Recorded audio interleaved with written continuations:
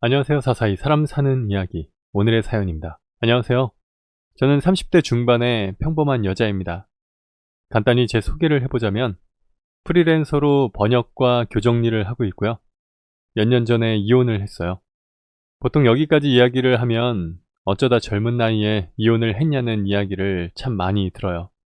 이혼해도 이른 나이, 늦은 나이가 있는지는 잘 모르겠지만 요즘은 30이 넘어 결혼을 하는 게 늦었다고 생각하지 않는 세상이다 보니 그런 것 같아요. 하지만 저라고 이혼이 하고 싶어서 한 것은 결코 아니었어요. 근데 살다 보면 그럴 때가 있잖아요. 이 사람이다 싶은 확신을 가지고 있어도 막상 뚜껑을 열어보면 아닌 경우, 아니라는 걸 깨닫고 나면 바로 잡아야 하는데 그놈의 미련과 정이란 게 뭔지, 이미 금이 가고 부서진 관계를 붙잡고 어떻게든 이어붙이려 발버둥을 치게 되기도 하고요. 제게 전 남편이 그랬어요. 더 이상 안 된다는 걸 알면서도 차마 놓지를 못했었죠. 물론 처음부터 우리의 사이가 나빴던 것은 아니었어요. 남편과는 그래도 장장 8년의 연애를 거쳐 결혼을 했고, 결혼 후에도 2, 3년 정도는 나름 행복하고 평화로운 신혼을 보냈었으니까요. 그런데 정확히 3년째 접어들던 해부터 남편이 조금씩 변하더라고요. 별것 아닌 일에도 짜증을 부리기 시작하더니 조금씩 도와주던 집안일도 손을 떼기 시작했죠. 집에 있는 시간도 점점 짧아졌어요.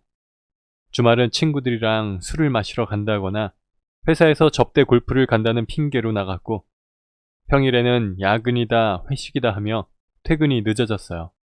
그래서 한 번은 무슨 일이 그렇게 많아서 주말 평일 안 가리고 바쁘냐 물었더니 회사 다니면 다 그렇지. 넌 왜 그런 것도 모르냐? 며 쏘아붙이더군요. 지금 사람 의심하는 거냐면서 꼬치꼬치 캐묻지 좀 말라고 면박을 주면서요. 하지만 남편의 스케줄은 몇 개월이 지나도 전혀 바뀌지 않았어요. 오히려 더 심해져서 어느 날인가부터는 외박을 하기 시작하더니 결국 일주일 중 집에 들어와 자는 날이 3, 4일밖에 되지 않았죠. 아무리 둔한 저라고 해도 뭔가가 단단히 잘못되었다는 걸 알 수 있었어요. 회사에서 야근하다 잔다는 말도, 그래서 차에 옷을 가져다 둔다는 말도 수상하기 짝이 없었죠. 그래서 남편이 자는 틈을 타서 몰래 주차장으로 내려가 차를 뒤졌습니다. 혹시 뭔가 있지는 않을까 확인이 하고 싶었던 거죠. 앞좌석, 뒷좌석 가리지 않고 청소하듯 샅샅이 훑었는데 아니나 다를까 운전석 아래쪽 구석에서 귀걸이가 나왔어요. 물론 그 귀걸이가 제 것일 리는 절대로 없었습니다. 제 것이라면 제가 기억을 못할 이유도 없고요. 물론 여직원을 태워줬는데 실수로 떨어뜨렸다고 말할 수도 있겠지만 그럼 그게 왜 운전석에서 나왔겠어요? 자기 차를 끔찍이도 아끼는 남편이 차를 빌려줄 리도 만무한데 말이죠. 그리고 여자분들은 잘 아시겠지만 잠금 장치가 있는 귀걸이는 고장이라도 나지 않는 이상 그렇게 쉽게 안 빠져요. 일부러 풀었다거나 아주 격한 행동이라도 하지 않는 이상 그런 일은 거의 없죠. 혹시나 해서 잠금 장치도 확인해 봤는데 아주 멀쩡했어요. 그땐 진짜 얼음물이라도 뒤집어 쓴 듯한 기분이더라고요. 대체 뭘 어떻게 하면 멀쩡한 귀걸이가 보조석도 아니고 운전석에서 나올 수가 있는지 머릿속에 온갖 상상이 다 들었죠. 저는 머리 끝까지 화가 나 집으로 올라왔어요. 그리고 자는 남편을 흔들어 깨워서는 어떻게 이럴 수가 있느냐고, 그래서 계속 집에도 잘 들어오지 않고 그랬던 거냐고 거세게 따졌습니다. 남편은 처음에는 잠이 덜 깬 얼굴로 어리둥절 하더니 제 손에 들린 귀걸이를 보고 무척 당황하더군요. 그러면서 그냥 실수였다고, 회사 일이 너무 바빠서 그래서 집에도 잘 못 들어가고 그러다 보니 외로웠다고, 그런데 여직원 하나가 자신을 잘 챙겨줘서 마음이 조금 흔들렸는데 회식날 술을 너무 많이 먹어서 어쩌다 보니 그만 딱 한 번 실수를 하게 된 거라고. 그거 아세요? 사람이 너무 어이가 없으면 웃음이 나온다는 거. 남편의 이야기를 듣고 있는데 어찌나 기가 막히던지 변명이랍시고 한다는 말이 고작 외롭던 차에 술을 많이 먹어서라니 황당하기 짝이 없었죠. 저는 홧김에 자리에서 벌떡 일어나 캐리어를 꺼내들고 남편의 옷을 쌌어요. 어차피 집에도 잘 안 들어오는데 이럴 거면 뭐하러 여기 당신 짐을 두느냐고. 아주 그냥 차라리 나가서 그 여자랑 살라고 말이죠. 그냥 하는 말이 아니라는 걸 알았는지 남편이 자리에서 벌떡 일어나 무릎을 꿇더군요. 절대로 다시는 이런 일 없을 거라고. 그 여자랑은 당장 정리하겠다고 말하면서요. 하지만 꼴도 보기 싫었던 저는 그대로 캐리어를 거실로 내던졌고, 그걸 본 남편은 한동안 조용하더니 이내 집을 나갔습니다. 그런데 그러고 나가서는 본가로 갔던 건지 시어머니께서 다음날 바로 저를 찾아오셨어요. 미안하다 하시면서 제 손을 붙잡고 막 우시는데, 그 모습에 그만 마음이 약해지더라고요. 그도 그럴 게 결혼 전부터 우리 며느리, 우리 딸 해가며 저를 이뻐해 주셨던 분인데, 제 주위에서도 다들 그런 시어머니 없다고 하실 만큼 잘해 주셨거든요. 결국 시어머니께 차마 매몰차게 할 수가 없어서 알겠다고 말씀을 드렸어요. 대신 당장 그 여자를 정리하고 두 번 다시 이런 일은 없도록 하라고, 다음은 절대로 없을 거라고 남편에게 엄포도 몇 번이나 놓았고요. 너무 쉽게 용서한 것 아닌가 하는 생각이 들긴 했지만, 사실 긴 시간을 함께한 남편을 단칼에 자르기란 결코 쉬운 일이 아니었어요. 남편은 제가 만났던 유일한 남자였고, 장장 8년간의 연애 끝에 결혼까지 한 사람이라 더 그랬습니다. 솔직히 말하면 조금 무섭기도 했어요. 이혼을 하고 나면 당장 어떻게 살아가야 할지 감도 잡히지 않았고, 그리 긴 시간을 함께한 사람을 칼로 무자르듯 도려내야 한다는 것도 감정적으로 힘들기도 했고요. 아무튼 이후 몇 달간은 다시 모든 게 정상으로 돌아온 것 같았습니다. 남편은 제 기분을 맞춰주려 노력하는 듯 보였고, 저는 아무 일도 없었던 것처럼 다시 집안일도 하고, 가끔은 프리랜서로 일을 하며 시간을 보냈죠.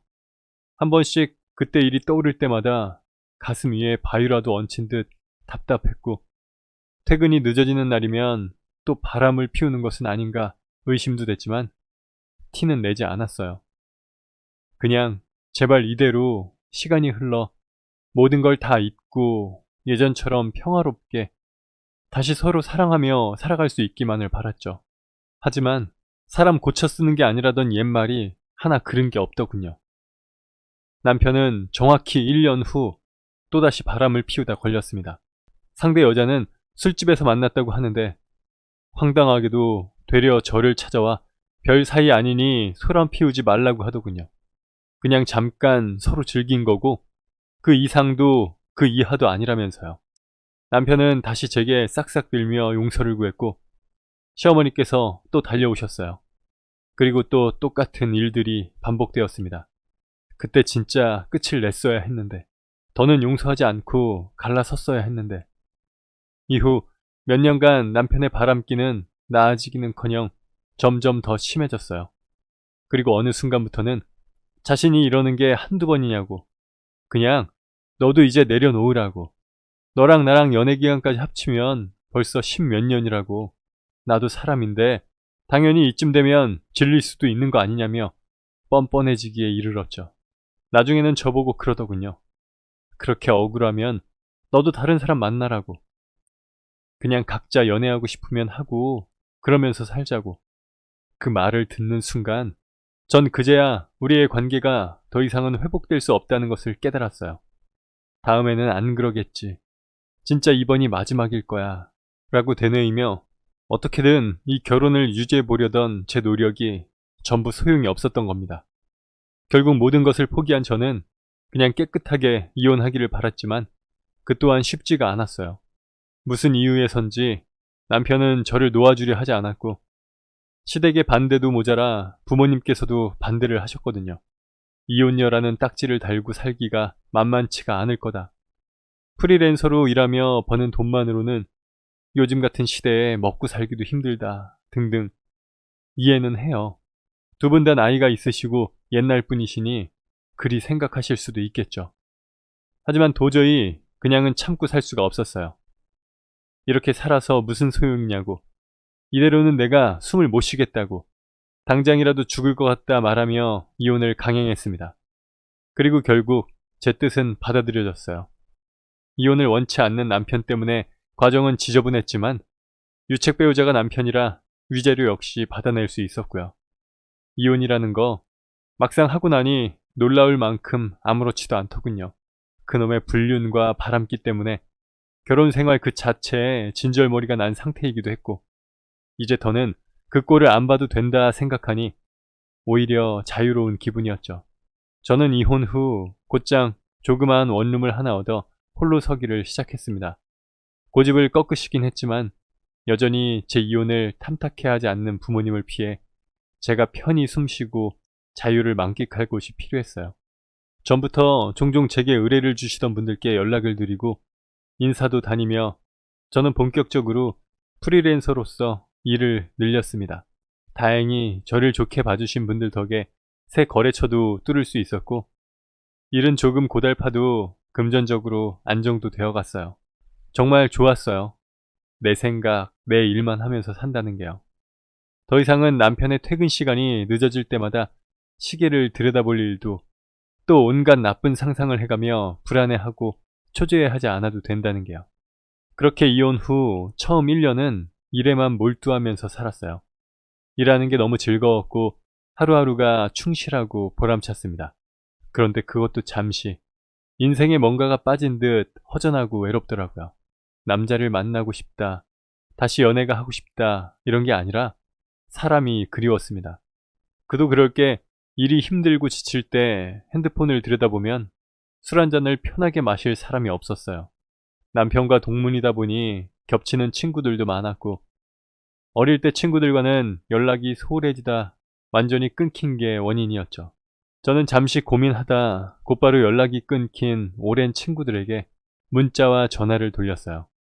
남편과 연결이 되어 있는 대학 동문이 아니라 정말 오래된 동네 친구들, 그러니까 초등학교 동창들에게요. 몇몇 친구들은 번호가 바뀐 듯 했지만 다행히 어찌저찌 연락이 닿았습니다. 친구들은 갑작스러운 연락에도 저를 반겨줬어요. 어떻게 사느냐, 남편은 잘 있느냐는 말에 조금 어색했지만 사실을 이야기했고, 친구들은 부끄러운 일 아니라며 저를 진심으로 다독여줬습니다. 남편으로 인해 문드러진 마음과 빈자리가 채워지는 느낌이었어요. 사랑은 사랑으로 치유하라는 말이 있죠. 사람으로 받은 상처도 사람으로 고쳐지더라고요.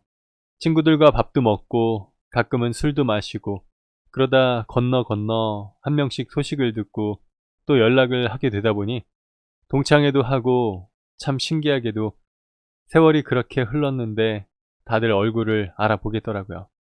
물론 그때보다 나이도 먹고 많은 것들이 달라졌지만 그래도 여전히 변하지 않은 것들이 많이 있었거든요. 그러다 한 번은 제가 어릴 때 좋아하던 친구도 만나게 됐습니다. 초등학교 때 같은 반을 3번이나 했었던 친구였는데, 당시에는 저와 키가 비슷해 거의 매번 짝이 되거나 근처 자리에 앉고는 했었죠. 근데 시간이 많이 흘러서 그런지 이젠 저보다 키가 훌쩍 크더라고요. 얼굴은 그래도 옛날 모습이 꽤 많이 남아 있었는데, 아무튼 그때 그 친구와 나란히 앉아 정말 많은 대화를 주고받았던 것 같아요. 시시콜콜한 추억 하나하나를 다 끄집어내며 술도 한 잔씩 기울였고요. 그러다 보니 취기가 조금 올라 저도 모르게 그때 너를 좋아했었다며 고백을 하게 되어버렸습니다. 그 친구는 조금 놀라더니 너 남편이 알면 질투할 거라고 큰일 난다며 웃었어요. 순간 아차 하며 실수했다는 생각이 들었어요. 이 친구도 결혼을 했을 텐데 그럴 리야 없겠지만 와이프분이 아시면 기분 나쁘겠지 하고요. 그래서 사실은 이혼한 지 얼마 안 되었고 그냥 옛날 이야기고 이제는 다 추억이니까 장난삼아 말해본 거라고 사과했습니다. 너는 와이프한테 잘하라고 어색하게 덧붙여가면서 말이죠. 그랬더니 그 친구가 조금 멈칫하더니 사실 자신도 혼자라고 와이프가 투병하다가 죽었다고 하더라고요. 말문이 턱 막혔어요. 그런 것도 모르고 저런 말을 해서 미안하기도 하고, 한편으로는 안타깝고 괜한 것을 말했나 싶어 마음이 안 좋더라고요. 비록 사정은 다르지만 혼자라는 사실에 약간의 동병상련도 들고, 다행히 친구는 크게 마음에 두지 않았고 도리어 자신도 그때 저를 좋아했었다며 그럼 우리 서로 짝사랑한 거네? 하며 웃었습니다. 이후 우리는 종종 만나 밥도 먹고 술도 한 잔씩 하는 사이가 되었어요. 비가 와서, 공휴일이라서, 월요일이지만 술이 당겨서 등등 이 핑계 저 핑계로 만나다 보니 취미도 취향도 잘 맞아 더 자주 만나게 되었고 더 많이 연락도 하게 되었어요. 제가 어릴 때 좋아했던 친구였기에 설렘이 없었다면 거짓말이겠지만 정말 특별히 어떤 사이가 되고 싶어서 그랬던 건 아니었어요. 오히려 전 또다시 누군가를 좋아할 수 있을 거란 생각도 못 했는데 그렇게 만남을 이어가다 보니 내리는 가랑비에 못 젖는 줄도 모르고 어느새 우리의 마음이 커져 있었습니다. 하지만 그 친구와 연인 사이가 되었으면서도 그 이상으로 쉽게 관계를 진전시킬 수가 없었어요. 그 친구는 서로의 가족도 만나고 더 진지하게 만나고 싶어 하는데 제 마음이 자꾸만 뒷걸음질을 쳤죠. 그도 그럴 게 저는 전 남편과의 결혼 생활을 통해 모든 환상이 다 깨진 지 오래였어요. 모든 남자가 그리고 모든 부부가 그렇게 살지는 않을 거라는 걸 잘 알면서도 고지곳대로 모든 상황을 받아들이기가 힘들었습니다. 친구가 정말 좋은 사람이라는 것은 잘 알지만 8년이나 연애를 하고 결혼한 남편도 그렇게 바람을 피우는데 이 친구가 그러지 않을 거라는 보장이 어디 있겠냐는 생각이 자꾸만 들었던 거죠. 어차피 다 똑같다고 나중에 구차하고 구질구질해질 바엔 그냥 서로 구속하지 않고 지금처럼 연애나 하는 게 낫다고. 친구는 그런 저를 이해하려 노력했어요. 그런 일들을 겪으면 충분히 그럴 수 있다고. 제 마음이 준비가 되고 자신의 마음에 대해 확신을 가질 수 있게 될 때까지 얼마든 기다려 주겠다면서요. 하지만 저는 그 친구의 그런 마음이 고마우면서도 부담스러웠어요. 그래서 너무 애쓰지 않아도 되니까 언제든 나 말고 다른 좋은 사람이 생기면 그 사람에게 가도 좋다고 말했습니다. 그 친구는 정말이지 최선을 다했어요. 제게 믿음을 주기 위해서 언제나 말과 행동에 신경 썼고 한결같은 태도를 보였죠. 밥을 먹으러 가면 제일 맛있는 걸 가장 먼저 저의 접시 위에 올려주었고 길을 걸을 때 결코 저보다 빨리 걷는 법이 없었습니다. 일 때문에 술자리를 하게 되면 꼭 제게 먼저 말을 해줬어요. 중간중간 메시지를 보내거나 전화를 걸어 언제 그 자리가 끝날지 혹은 이제 곧 집으로 간다든지 하는 이야기를 하면서 제가 불안해하거나 걱정하지 않도록 만들어줬죠. 살면서 이런 식으로 사랑받아 본 적이 없었어요.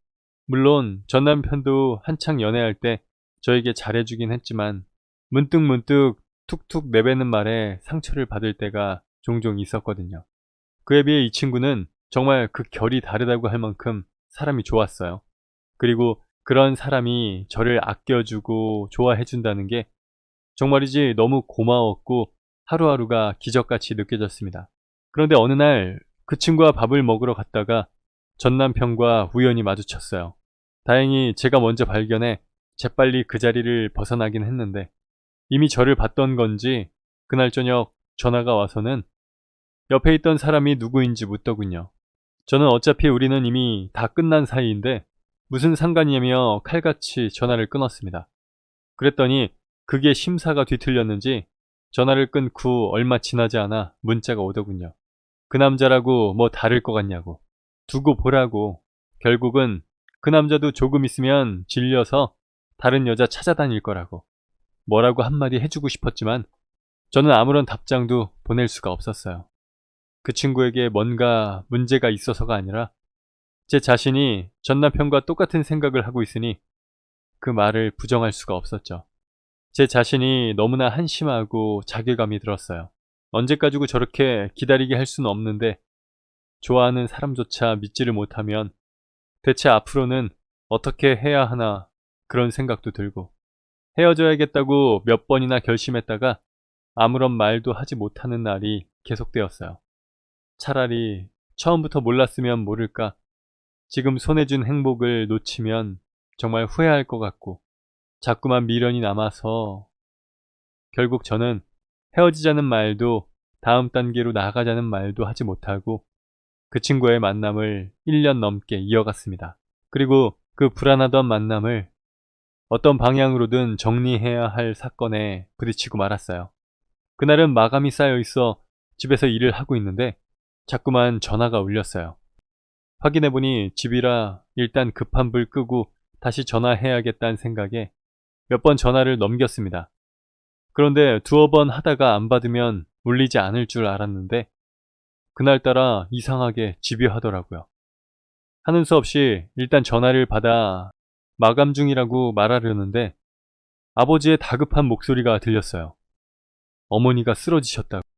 지금 당장 대학병원으로 오라고. 너무 놀라 하던 일을 모두 제껴두고 바로 병원으로 갔어요. 그리고 평소 꼬장꼬장하고 무뚝뚝하던 아버지의 얼굴이 굳어있는 걸 보고 보통 일이 아니구나 직감했습니다. 아니나 다를까 어머니의 병명은 위암이었어요. 그것도 1기도 2기도 아니고 3기까지 진행된 상태였죠. 항암 치료에 절제술까지 필요하다는 의사 선생님의 말씀에 하늘이 무너지는 것 같았어요. 물론 수술하고 항암 치료 계속하면 생존율이 높다고는 하지만 나이도 있으신데다 전이 가능성도 있을 수 있어 안심할 수가 없었죠. 자식이라곤 저뿐이니 이제 제가 두 분을 책임지고 돌봐드려야 했어요. 한마디로 말해서 이제는 그 친구가 바라던 미래를 함께 하고 싶어도 할 수가 없는 상황이었죠. 아무리 사랑이 좋아도 아픈 부모님 모시겠다면 누가 좋아하겠어요? 그런 부담을 감히 함께 짊어져 달라고 말을 할 수도 없는 노릇이었고요. 저는 고민 끝에 그 친구에게 사정을 이야기하고 여기까지 하자며 이별을 통보했어요. 고마웠다고. 그동안 기다려준 것도 고맙고 미안한데 상황이 이러니 더는 함께 할 수 없다고 말이죠. 그런데 그 친구가 그러더라고요. 그럴 때일수록 오히려 옆에 더 사람이 필요한 거라고. 자신도 죽은 와이프가 아파 병원에 입원했을 때 그런 사람이 필요했었다고. 인생에서 힘든 시기니까 자신에게 더 의지해도 된다고요. 그 순간 왈칵 눈물이 쏟아졌어요. 내가 고작 전 남편 때문에 이렇게 좋은 사람을 못 믿고 기다리게 했구나 생각하니 제 자신이 그렇게 한심할 수가 없었습니다. 전 아무 말 없이 그 친구를 꼭 끌어안고 그저 그렇게 한참을 울었고 그 친구는 다 안다는 듯 그런 저를 힘있게 안아줬어요. 이후 그 친구는 제가 바쁠 때면 저를 대신해 병원을 드나들며 병수발을 들어주었습니다. 이미 저희의 관계를 눈치채신 두 분도 한결 살갑게 그 친구를 대해주셨고요. 그 친구가 어찌나 두 분께 잘했는지 나중에는 제가 아니라 그 친구가 자식인 줄 알았다는 분도 계셨을 정도였어요. 그 노력과 정성에도 불구하고 어머니께서는 결국 돌아가셨지만요. 아직도 기억이 나요. 돌아가시기 전날 어떤 예감이 있으셨던지 이만하면 이제 된 것 같다고. 그저 다른 거 말고 저 좀 잘 부탁한다고 그 친구에게 말씀을 하셨더랬어요. 저 애가 상처를 많이 받아 그러니 그저 지금처럼만 흔들림 없이 곁에 있어주라면서요. 그때 저는 엄마는 뭐 어디 가는 사람처럼 그렇게 말을 하냐며 짜증을 냈었는데 다음날 갑자기 상태가 안 좋아지셔서 그대로 못 일어나셨어요. 그럴 줄 알았으면 그때 그냥 걱정하지 말라고 알겠다고 말씀드리는 건데 진작 다시 재혼해서 안심시켜 드리는 건데 벌써 1년이나 지난 일이지만 아직도 후회가 되고 자꾸만 엄마가 생각이 나요. 이제 일주일 뒤면 아버지의 손을 잡고 식장으로 들어서게 될 텐데 비어있을 엄마의 자리가 자꾸 마음에 밟혀 그런 걸까요? 사실 이 채널도 엄마가 돌아가시기 전에 병원에서 종종 보시던 거예요. 항암 치료 후 그냥 눈 뜨고 있기도 피곤할 때 듣고 있으면 참 재미있고 좋다고요. 엄마는 이제 못 들으실 것을 알지만 그냥 더 이상은 걱정하지 마시라고 그 친구 덕에 이제는 정말 행복하다고 말을 하고 싶어 이렇게 사연을 보냅니다. 그리고 혹시나 저 같은 아픔, 상처 가지신 분들께서 제 이야기를 듣고 다시 누군가를 만나는 것을 망설이거나 두려워하지 않으셨으면 좋겠어요. 긴 이야기 들어주셔서 감사합니다. 네, 오늘 사연은 여기까지입니다. 사람 사는 이야기, 채널 구독과 좋아요, 알람 설정 부탁드립니다. 감사합니다.